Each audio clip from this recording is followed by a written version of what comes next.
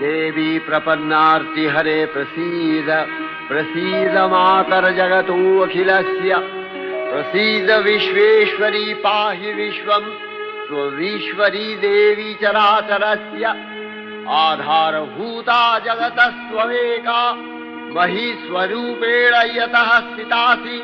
अपां स्वरूपस्थितया तवैतदप्यायते कृष्णम् अलङ्घ्य वीर्ये वैष्णवी शक्तिरनन्तवीर्या विश्वस्य बीजं परमासि माया सम्मोहितं देवि समस्तमेतत् त्वं वै प्रसन्ना भुवि मुक्तिहेतुः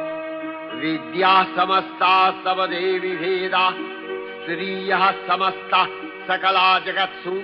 तवैकया पूरितमम्बयैतत् का ते स्तुतिः सद्य परापरोक्तिः सर्वभूता यदा देवी